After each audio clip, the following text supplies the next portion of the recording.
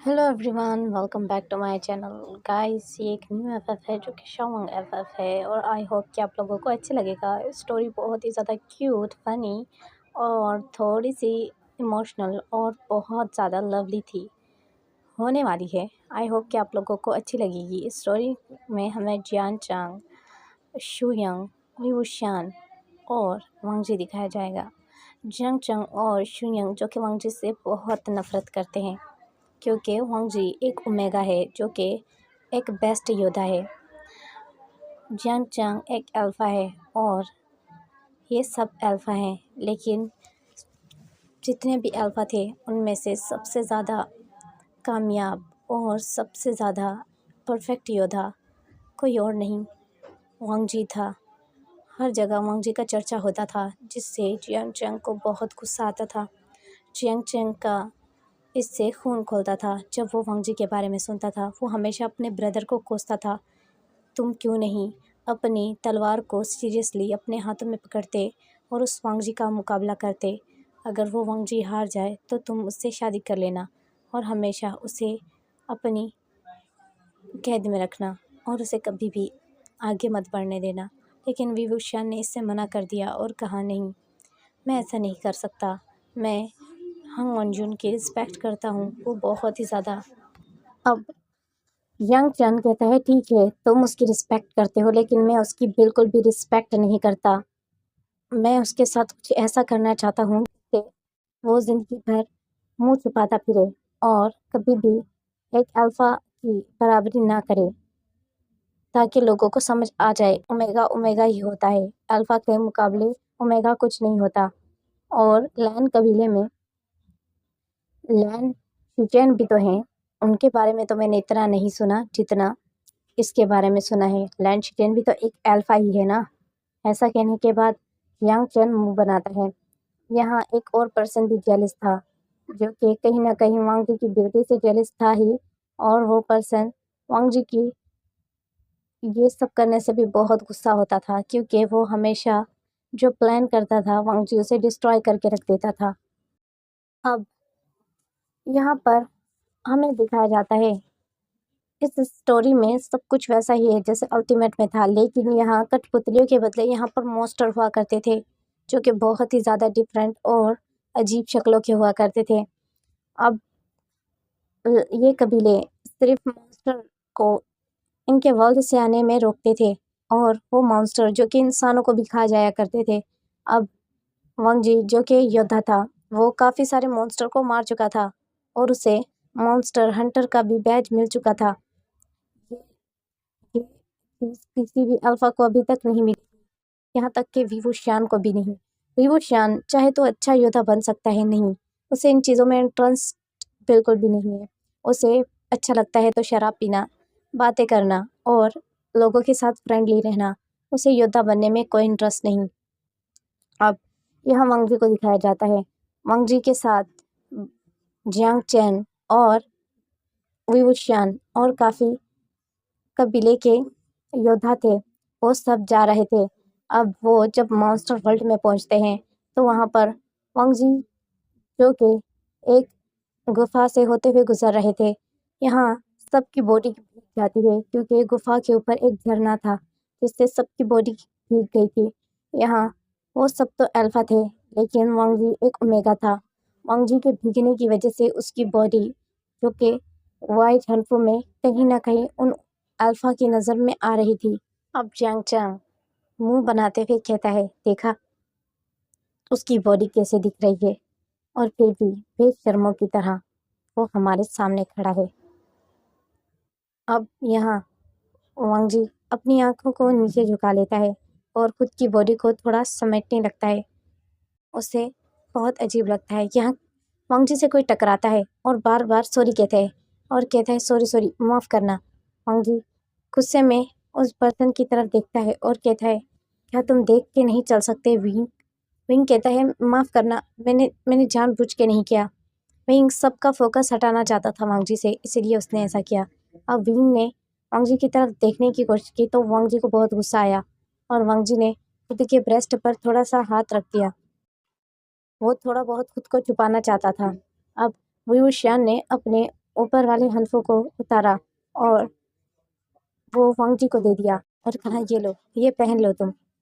अब विंग की तरफ वांग जी ने देखा और चुपचाप उस हनफो को ले लिया और वांग जी ने अपनी बॉडी को कवर कर लिया उस हनफो से।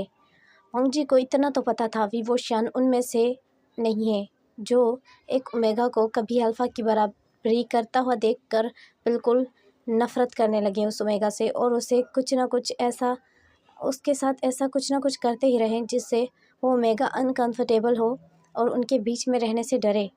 लेकिन अब वो वी वुशियान की तरफ जियांग चैंग देखता है और कहता है, वी वुशियान, लगता है तुम्हें कुछ ज़्यादा ही शौक है खुद को दयालु दिखाने का।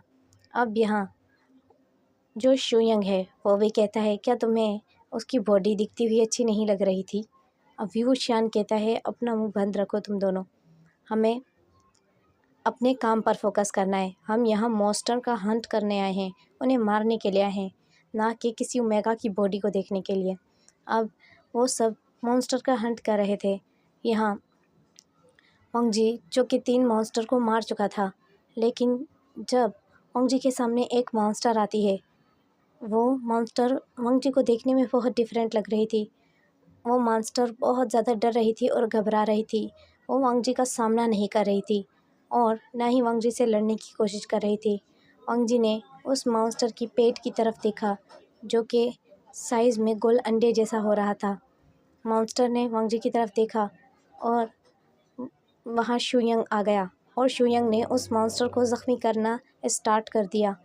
वांग जी ने कहा, रुको, लेकिन शुयंग जो कि नहीं रुक रहा था। अब शुयंग जो कि उस मॉन्स्टर को बहुत ज़ख्मी कर चुका था, वांग जी ने शुयंग को धक्का दिया और कहा, मैंने कहा रुको। और ऐसा कहने के बाद शुयंग ने कहा, ये क्या कर रही हो लैन वांग जी? क्या तुम्हें इस मॉन्स्टर पर रहम आ रहा है, इस भद्दे मॉन्स्टर पर जो कि इतना बदसूरत है? वांग जी ने कहा, जब तुम्हें कुछ नहीं पता तो रुको। अब यहाँ शुयंग पर एक दूसरा मॉन्स्टर हमला कर चुका था। शुयंग का फोकस वहाँ चला जाता है और शुयंग लड़ते लड़ते उस जगह से बहुत दूर जा चुका था। वांग जी डरते हुए, और वो मॉन्स्टर उससे डर रहा था। वांग जी उस मॉन्स्टर के करीब गया और वांग जी ने उस मॉन्स्टर की तरफ देखा, तो अब उस मॉन्स्टर ने वांग जी की तरफ देखा।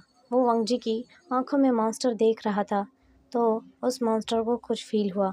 अब सडनली वांग जी के पेट पर मॉन्स्टर ने अपने हाथ को रखा और आंखें बंद की। मॉन्स्टर एक रोशनी में ख़त्म हो गया और वांग जी ये सब देखकर हैरान था। वांग जी को अपने पेट में कुछ अजीब महसूस हुआ। वांग जी ने जब ऐसा महसूस किया, वांग जी ने एक पेट में अजीब चीज़ महसूस की, लेकिन वांग जी ने इस पर ज़्यादा ध्यान नहीं दिया। वांग जी ने कहा, ये पहला मॉन्स्टर थी जिसे मैंने देखा और वो गायब हो गई। ये मॉन्स्टर क्वीन थी। अब यहाँ शुयंग आता है और कहता है, वो मॉन्स्टर कहाँ गया जिसे मैंने ज़ख्मी किया था? उसे मैंने मारा था, वो मॉन्स्टर क्यों क्वीन थी? क्या वांग जी, तुम सब कुछ अपने नाम पे रखना चाहते हो? तुम खुद को बहुत ज़्यादा कामयाब दिखाना चाहती हो, इसीलिए तुम ऐसा करती हो। अचानक वांग जी के बालों को शुयंग ने पकड़ लिया और कहा, एक ओमेगा होकर हमारे शिकार पर अपना हाथ डाल दिया, तुमने जानबूझकर ऐसा किया, बताओ वो कहाँ पर है? अब शुयंग ने जब वांग जी के बाल पकड़े तो वांग जी को बहुत गुस्सा आया। वांग जी ने अपनी तलवार जो बीचेंग थी उसे निकाला और शुयंग की गर्दन पर रख दिया और कहा, तुम्हारी हिम्मत कैसे हुई मेरे बालों को हाथ लगाने की? अब वांग जी के हाथों से वो तलवार कुछ देर में ही गिर गई जब उसने पेट में बहुत बुरा दर्द महसूस किया। अब शुयंग हंसने लगा और कहा, ठीक है, तो तुम अब मेरे सामने झुक रहे हो? और शुयंग ने वांग जी के बालों से पकड़ा और कहा, सच सच बताओ, वो मास्टर कहाँ पर है? वांग जी ने कहा, वो मर चुका है। वांग जी ने दर्द भरी आवाज़ में कहा। वांग जी को पेट में बहुत दर्द महसूस हो रहा था। पेट का दर्द बढ़ता ही जा रहा था। वांग जी की आंखों से आंसू निकलने लगे। शुयंग ने वांग जी की तरफ देखा और शुयंग ने एक डेवल स्माइल दी और कहा, क्या हो रहा है ओमेगा? क्या तुम ठीक नहीं हो? लगता है तुम्हारी हीट आ रही है। और शुयंग ने अपने हनफों को हटाते हुए कहा, क्या मैं तुम्हारी हीट में तुम्हारी मदद करूं? वुशियान वहाँ पर आ गया और कहा, तुम क्या बकवास कर रहे हो। और यहाँ जियांग चेंग, जो कि काफ़ी मॉन्स्टर से लड़ चुका था, और वांग जी वहाँ बेहोश होकर गिर गया। वांग जी के बेहोश होने पर शुयंग ने मुंह बनाया और जियांग चेंग ने कहा, अब इस ओमेगा को कहा क्या हो गया, इसीलिए ओमेगा का एक अल्फा के साथ रहना अच्छा नहीं होता। अब वू शियान ने कहा, तुम दोनों चुप रहो।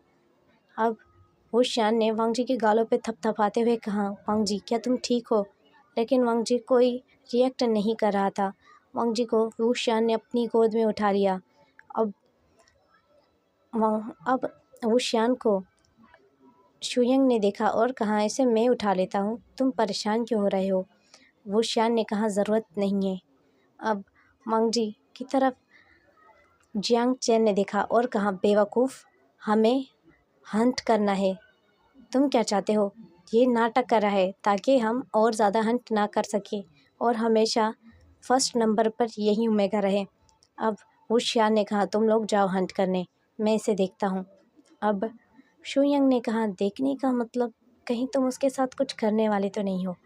वू शियान अब शुयंग की तरफ देखता है और कहता है, शुयंग अपनी बकवास बंद रखो, हर किसी को अपने जैसा मत समझो।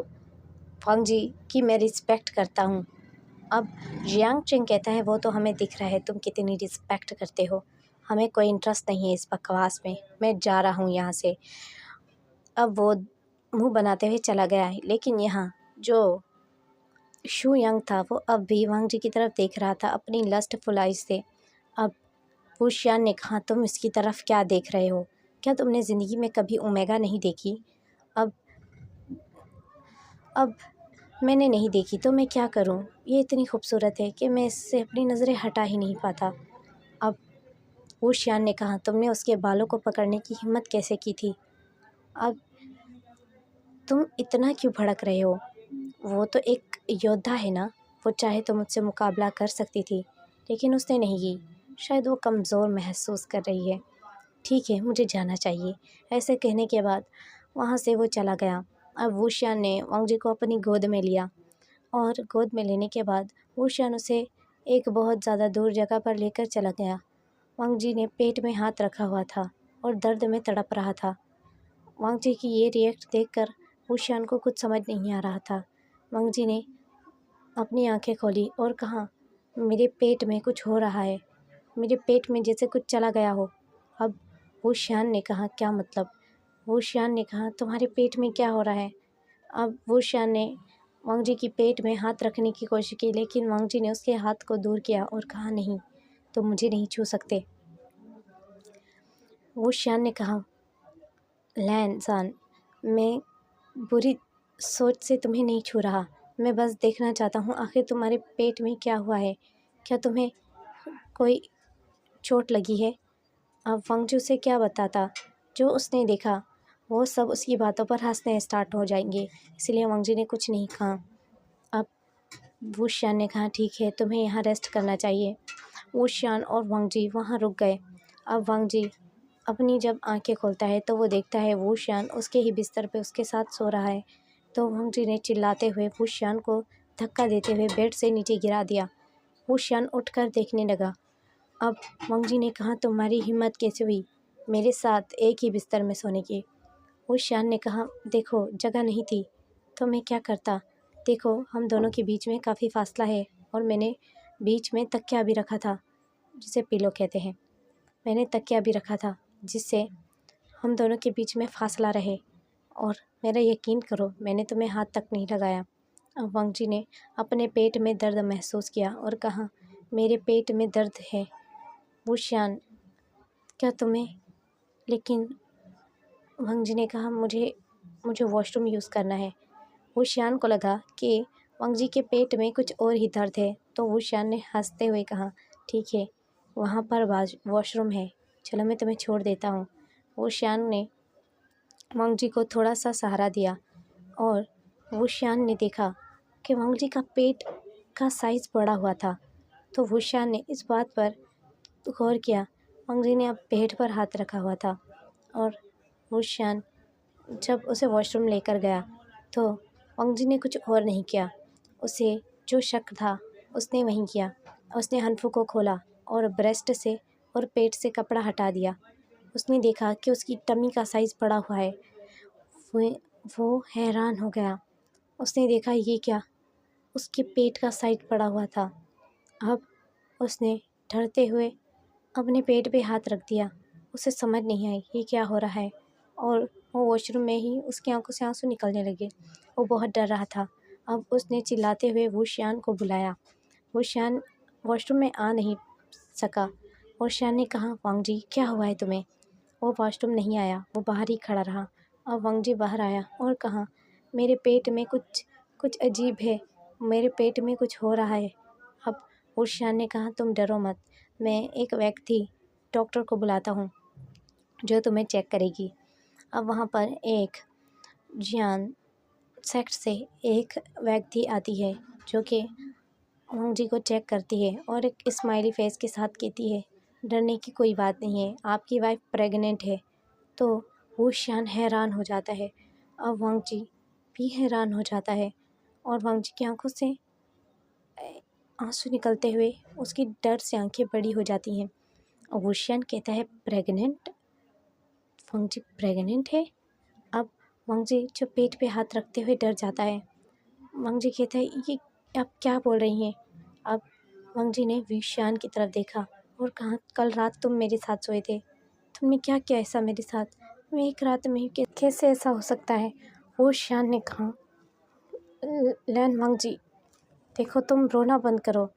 वांग जी की आंखों से आंसू निकल रहे थे और उसने वुशियान की तरफ देखना ही पसंद नहीं किया। उसे लगा ये सब वुशियान, जियांग चेंग और उन सब का किया धराया है, जो लोग उसके ओमेगा होने से नफरत करते हैं और उसके ओमेगा होने पर हमेशा उसे नीचा दिखाते थे और उसे कभी भी पसंद नहीं करते थे। यहाँ जियांग चेंग जो कि कहता है, ये दोनों कहाँ रह गए? ये वांग जी और ये वुशियान ये कहाँ पर हैं? अब वुशियान उस वांग जी की इतनी फ़िक्र क्यों कर रहा है? वो मेरा कज़न ब्रदर है, उसे मेरी फ़िक्र करनी चाहिए। पता नहीं कहाँ रह गए ये। अब यहाँ लैन वांग जी जो कि अपनी हालत पर बिल्कुल भी खुश नहीं था, वो बहुत परेशान था और वो सोच भी नहीं सकता था। अब विंग उससे कहता है, क्या तुमने कभी वुशियान की तरफ? वांग जी ने कहा, क्या तुम्हें लगता है मुझे इन चीज़ों से नफ़रत है? तुम लोगों ने जानबूझकर कुछ किया है मेरे साथ। अब यहाँ जियांग चेन कहता है, मुझे तो वो वांग जी बिल्कुल नहीं पसंद। पता नहीं वुशियान इतनी फ़िक्र क्यों कर रहा है उसकी। यहाँ वांग जी की आंखों से आंसू निकल रहे थे। वो कहीं ना कहीं टूट चुका था। उसे समझ नहीं आ रही थी अब वो अपने अंकल लैन कुरैन और लैन चिचेन अपने ब्रदर से अपनी आंखों को कैसे मिलाएगा।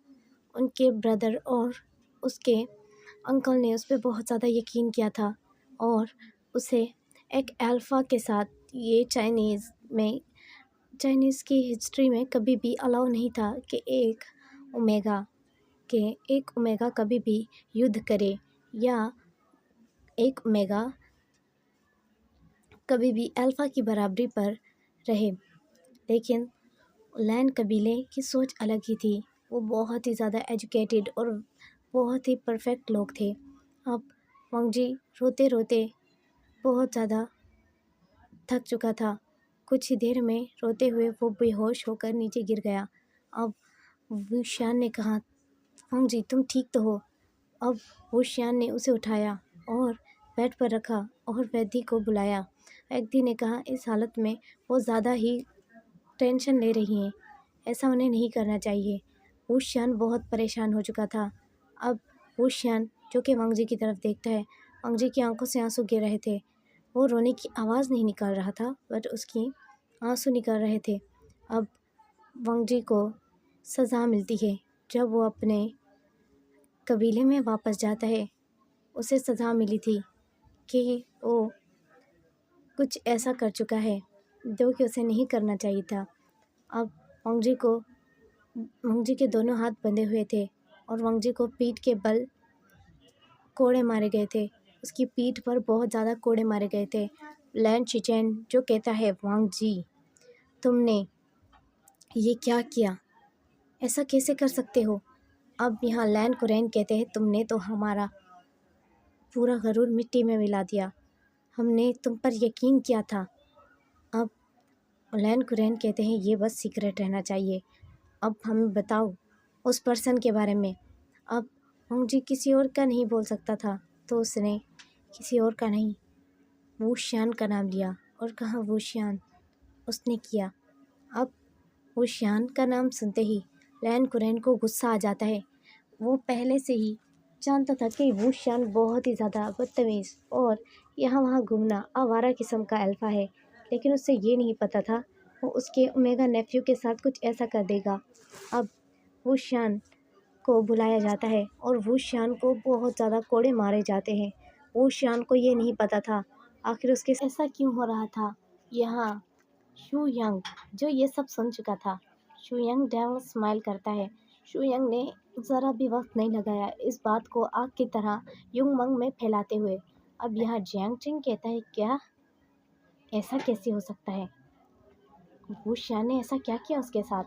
और ऐसे कहने के बाद अब वूशियान से यहाँ जियांग चैंग खुश होने लगता है। जियांग चैंग कहता है ओह तो काफ़ी अच्छा किया। अब यहाँ शू यंग कहता है तुम्हारा ब्रदर तो एक नंबर का हरामखोर निकला, उसने मुझे भी पीछे छोड़ दिया। लैन वांगजी को आखिर उसने लैन वांगजी को निशाना बना ही लिया। वूशियान तुम्हें क्या लगता है वूशियान बेवकूफ़ है। वूशियान काफ़ी, मैं तो सिर्फ बेवकूफ़ समझता था, लेकिन इसने तो सारे बाजी ही पलट दी। आखिर उसने ऐसा क्या किया। अब हमें तो ये नहीं पता था मासूम वांगजी जो इतना मासूम बनता फिरता है वो क्या छुपा रहा था सबसे। अब लेकिन मैं हैरान हूँ वूशियान ने ऐसा क्या किया कि वांगजी इतनी कम टाइम में इस हालत में आ गया है। शू यंग ने हंसते हुए कहा मुझे भी मौका मिलना चाहिए था, लेकिन ऐसा नहीं हुआ, अफसोस। पर मैंने सुना है वूशियान और वांगजी को कबीले से बाहर निकाल दिया जाएगा सज़ा देने के बाद। और बेचारा वांगजी अब वो कहीं मुंह दिखाने लायक ही नहीं रहा।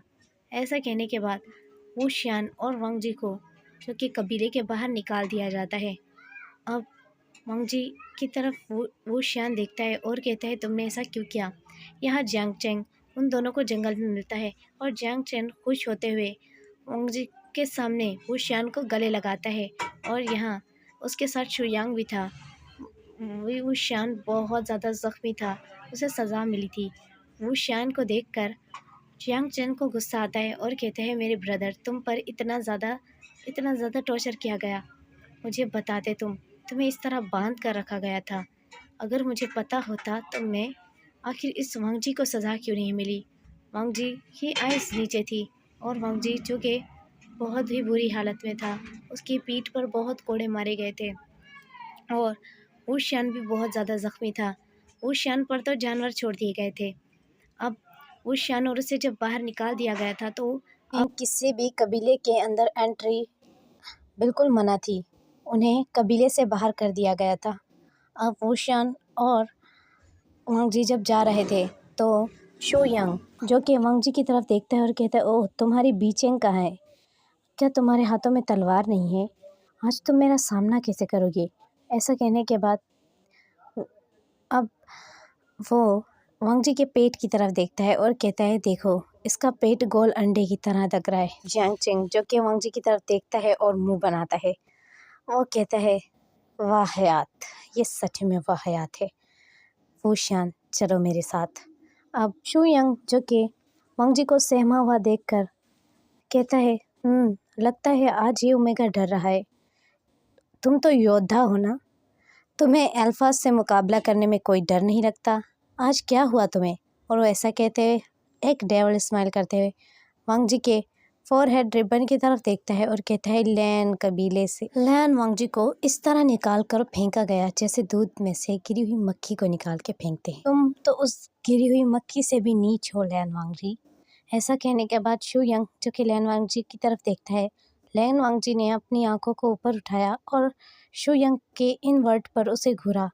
अब शुयंग कहता है, शर्म आनी चाहिए वांगजी तुम्हें। अपना मुंह काला करने के बाद भी तुम हम महान अल्फाज की आंखों में आंखें डालने की हिम्मत कर रहे हो।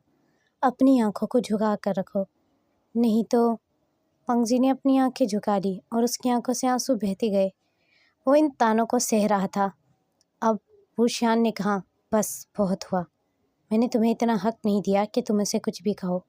अब शुयंग ने कहा, तो ठीक है, तुम अब इसका क्या करोगी? कुछ सोचा है?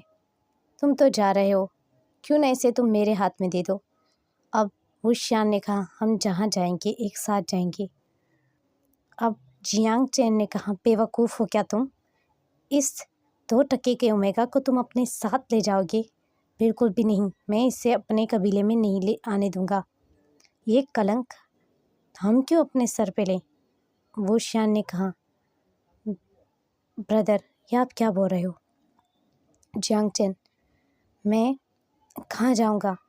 अब तुम दोनों जहाँ भी जाओ मुझे फ़र्क नहीं पड़ता, लेकिन अगर तुम इसके साथ आओगे तो मैं तुम्हें कभी एक्सेप्ट नहीं करूँगा। अब लैन वांगजी चुपचाप वहाँ से चलकर जाने लगा। वुशियान ने कहा, वांगजी रुक जाओ, कहाँ जा रहे हो तुम? चलते हुए धीरे धीरे से जाने लगा और उसकी आंखों से आंसू मोती की तरह बहते जा रहे थे। अब यहाँ शुयंग, जो कि लैन वांगजी के रास्ते में आया और कहा, क्यों ना तुम मेरे साथ चलो, मैं तुम्हें अपने साथ ले जाने के लिए तैयार हूँ। वांगजी ने उसकी तरफ देखा और आंखें को झुका लिया और वुशियान ने कहा, शुयंग दूर रहो। और ऐसा कहने के बाद वांगजी का हाथ वुशियान ने पकड़ा और कहा, मैं तुम्हारे साथ जा रहा हूँ, हम जहाँ भी जाएंगे एक साथ जाएंगे। और जियांग चैन, मैं फिर से कभी कबीले तुम्हारे साथ नहीं लौटूंगा। अब जियांग चैन कहता है, बेवकूफ़, तुमने जो करना था वो कर लिया, इसको बर्बाद कर दिया ना, अब हमें क्या चाहिए और? बस यहाँ से चलो, मैं नहीं आ रहा। और तुम्हें जिस बात का पता नहीं। तो वुशियान की तरफ वांगजी ने देखा। अब वुशियान चुप हो जाता है और कहता है, ठीक है, गलती मेरी है तो मैं इसे एक्सेप्ट करूँगा। मैं और वांगजी यहाँ से बहुत ज़्यादा दूर जा रहे हैं और हाँ, हमारा पीछा मत कर। जंग ने गुस्से में कहा, वुशियान बेवकूफ़। ऐसा कहने के बाद वांगजी वहाँ से चला गया और शुयंग भी एक एटीट्यूडफुल नज़र से और विंग के सामने से गुजरते हुए वांगजी को टॉप टू बॉटम देखते हुए वहाँ से चला गया।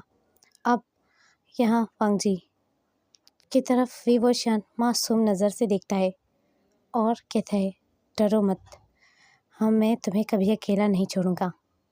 अब वांगजी जो कि देखता है वुशियान बहुत ज़्यादा ज़ख्मी था। अब वो दोनों एक जगह पर रहते हैं। वो जगह लोटस पेयर से तो बहुत ज़्यादा दूर थी और युमंग से भी।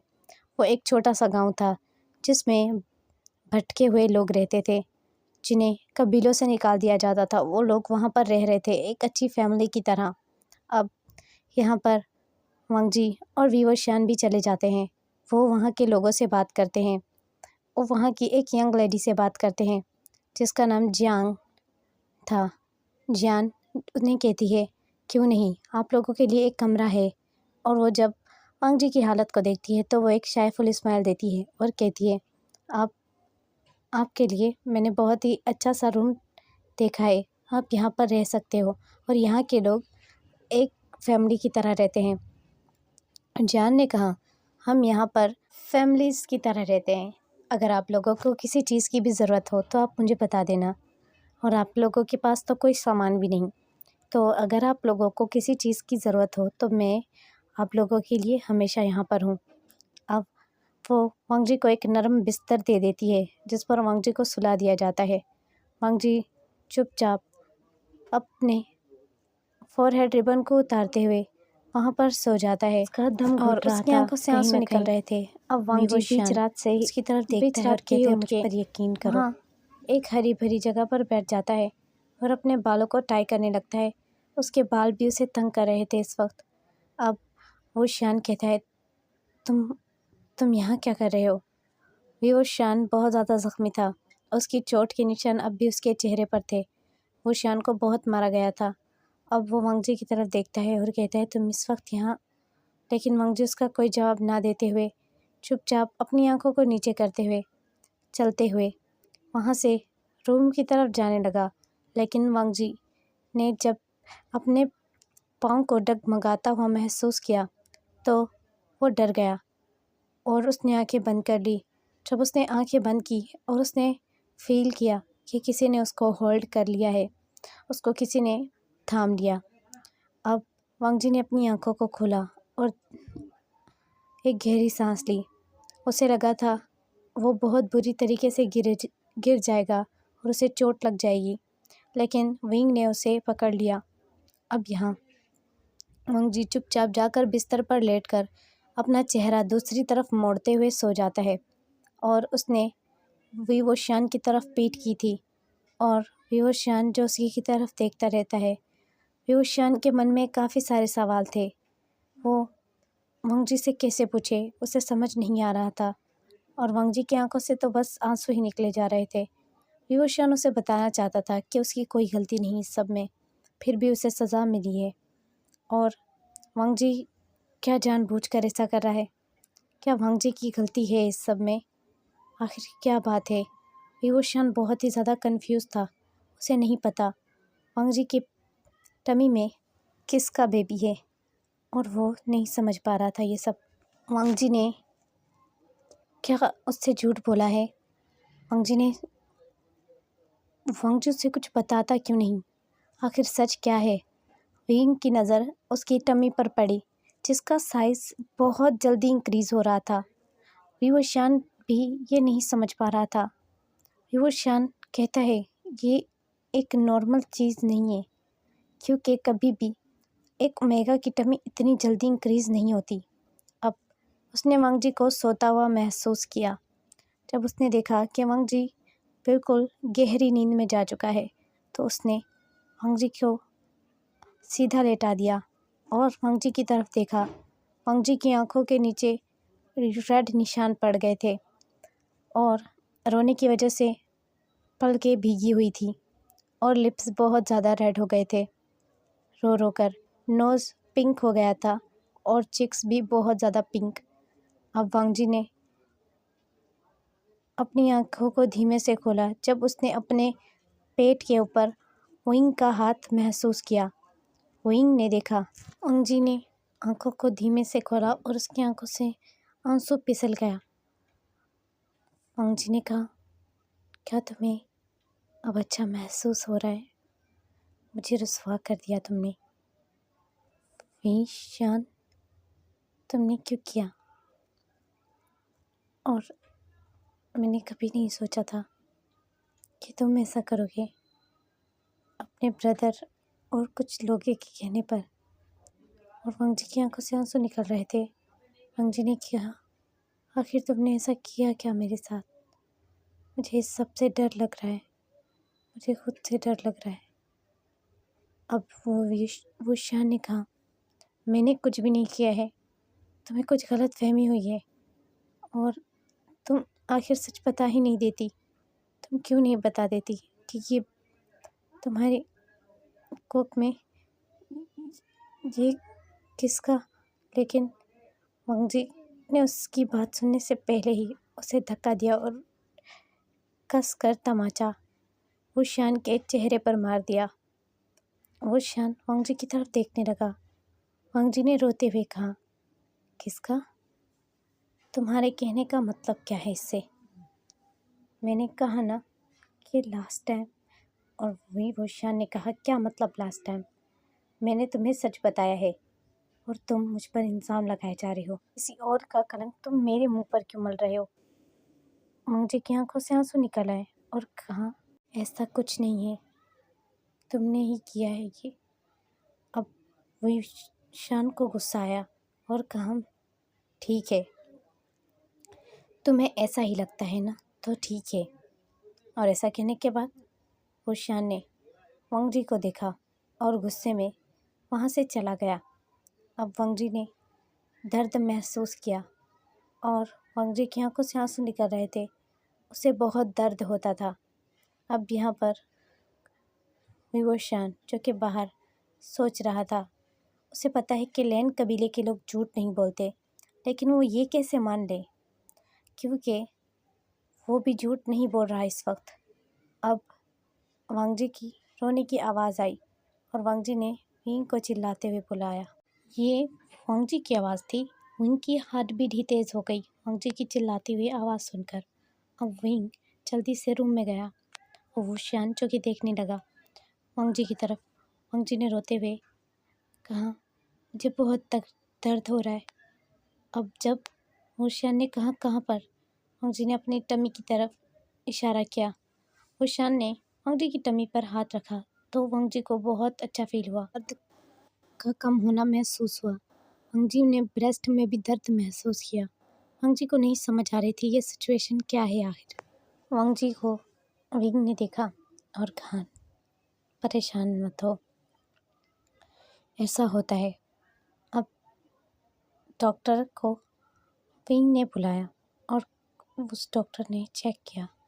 अब कुछ देर बाद हमें पता चलता है कि वहाँ पर भी मॉन्स्टर्स ने हमला कर दिया था। मॉन्स्टर की तादाद बहुत ज़्यादा थी। सब लोग लड़ने की कोशिश कर रहे थे, लेकिन वहाँ पर रहने वाले कुछ योद्धा थे और बाकी सारे आम लोग।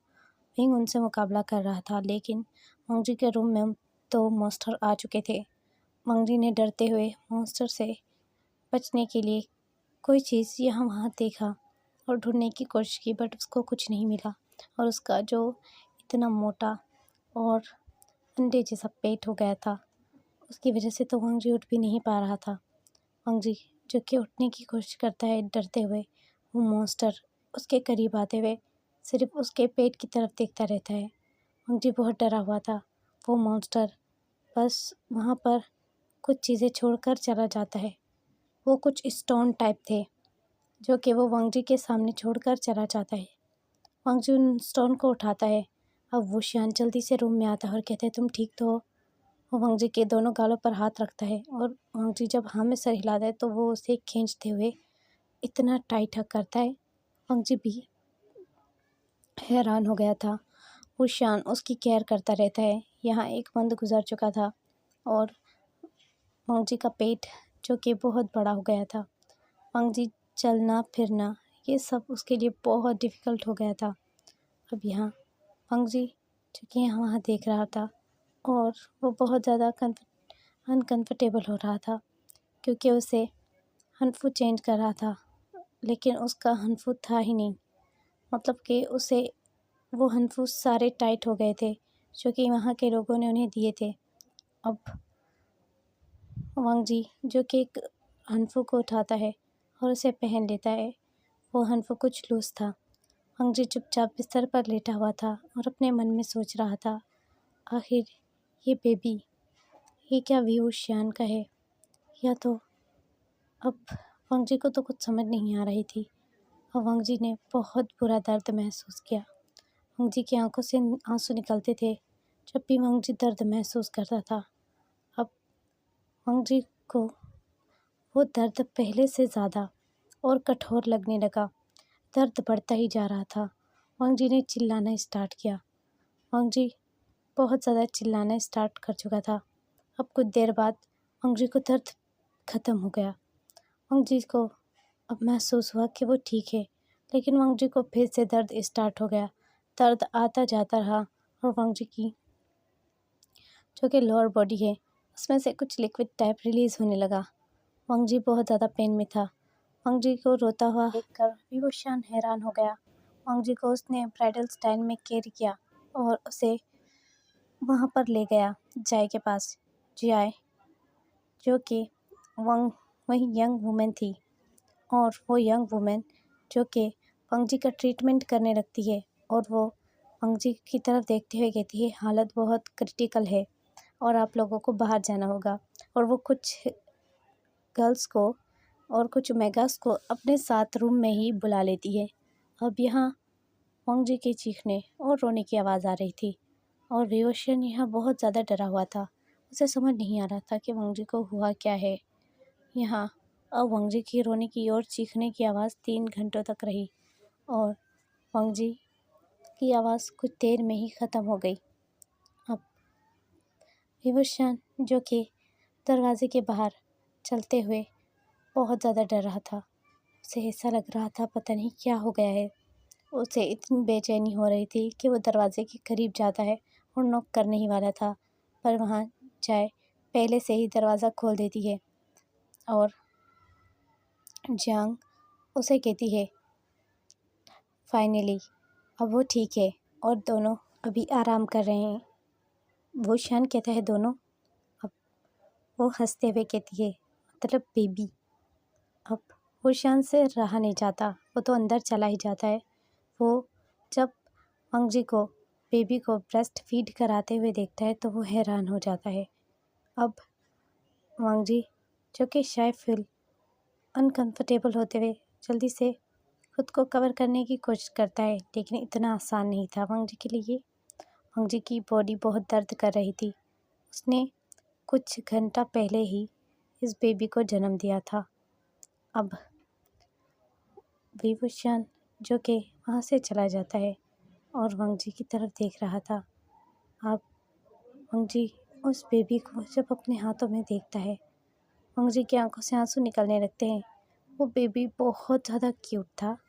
उसकी चबी चिक्स थे जो बहुत रेड रेड थे, उसके दोनों गाल रेड हो गए थे और उसके हैंड्स जो छोटे छोटे और उसके फिंगर जो रेड हो रहे थे। वो एक ह्यूमन बेबी जैसा ही बेबी था। अब हुशियान जो कि उस बेबी की तरफ देख रहा था, अचानक मंगजी ने गहरी सांस ली और बेबी को ब्रेस्ट फीडिंग कराना स्टार्ट किया। और बेबी जो कि ब्रेस्ट फीडिंग करते हुए माँ के हनफों को टाइटली हाथों में इस तरह ग्रैब किया हुआ था जैसे उसकी माँ से कहीं दूर ही भाग जाएगी। अब मंगजी जो कुछ देर बाद रेस्ट कर रहा था, विभूषण उसके बिस्तर पर आकर सो गया, जहाँ पर उसने मंगजी को ब्राइडल स्टाइल में कैरी करके सुलाया था और मंगजी की तरफ देखता रहा। मंगजी जहाँ आंखें बंद किए हुए था और लिटिल बेबी भी जिसने अभी जन्म लिया है वो सो रहा था। विभूषण देख रहा था उस बच्चे की तरफ और मंगजी की तरफ। उसे नहीं समझ आ रहा था आखिर वो मंगजी से क्या कहे। अब उस बच्चे की ऊपर हुशियान की नज़र पड़ती है और वो उसके माउथ को ओपन हुआ देखता है, जो कि नींद में उसने अपना माउथ ओपन किया हुआ था। उसका मुंह खुला हुआ था। बच्चे का मुंह खुला हुआ देखकर विभूषण को हंसी आती है। विभूषण अपने फिंगर को उस बच्चे के माउथ के अंदर डालता है और कुछ देर बाद वो ज़ोर से चिल्लाता है और अपनी फिंगर को बाहर निकालता है। उसके फिंगर पर 2 गहरे निशान बन गए थे और उसमें से ब्लड निकल रहा था। बच्चा हुशियान की तरफ मुस्कुरा कर देखने लगा और हुशियान ने जो देखा वो हैरान रह गया। उस बच्चे के 4 नोकीले दांत थे, 2 ऊपर और 2 नीचे की तरफ। हुशियान ने देखा और कहा क्या, ये क्या? और हुशियान ने उसके माउथ को फिर से ओपन किया और हुशियान ने देखा कि उस बच्चे के छोटे छोटे 2 एक्स्ट्रा कान थे, जो इंसानों के कानों से तो डिफरेंट ही थे। एक मॉन्स्टर जैसे पहचान सकता था कि मॉन्स्टर के कान कैसे होते हैं। वांगजी को विंग ने उठाया और कहा वांगजी, ये बच्चा नॉर्मल नहीं है। वांगजी ने उसकी तरफ घूर कर देखा और कहा क्या कहा तुमने? वांगजी, ये देखो इसके कान। हाँ, इसके कान थे, मैं सच कह रहा हूँ, इसके 2 कान थे। वांगजी ने कहा हर बच्चे के 2 कान होते हैं, तुम्हारे भी 2 कान हैं, तुम इंसान हो। इसके दांत भी हैं। वांगजी ने उसकी तरफ घूरते हुए देखा और कहा दांत? वो दूध पीता है, उसके कोई दांत नहीं। और अगर ऐसी बात होती तो मुझे महसूस होता, क्योंकि मैंने उसे दूध पिलाया है। ये देखो, तुम्हें यकीन नहीं आता इसका मुंह, तुम उसके साथ कैसा व्यवहार कर रहे हो। वो बच्चा है, उसके मुंह को ज़बरदस्ती खोलना बंद करो। लेकिन मेरा यकीन करो, देखो मेरी उंगलियों पर निशान तक है, मुझे नहीं देखना। मुझसे तो तुमने अपनी दुश्मनी और तुम्हारे ब्रदर ने अपनी दुश्मनी निकाल ली। क्या तुम इस बच्चे को भी नहीं छोड़ना चाहते? ये मासूम है, इसकी कोई गलती नहीं। अब वांगजी ने उस बच्चे को गोद में लिया और अपने चेस्ट के करीब कर लिया। अपने ब्रेस्ट के करीब करते हुए बच्चे को हक करके वांगजी ने अपना फेस दूसरी तरफ किया और बिस्तर पर लेटकर हनफू को खोला और बच्चे को अपर लेयर जो हनफू की थी उसमें कवर कर लिया ताकि बच्चे को नींद आ जाए। अब वो शान भी कंफ्यूज था और उसे गुस्सा आ रहा था। वो सच कह रहा है पर वांगजी उस पर यकीन नहीं कर रहा। सो गाइस, ये एफएफ आपको कैसा लगा कमेंट में बताना। Bye bye.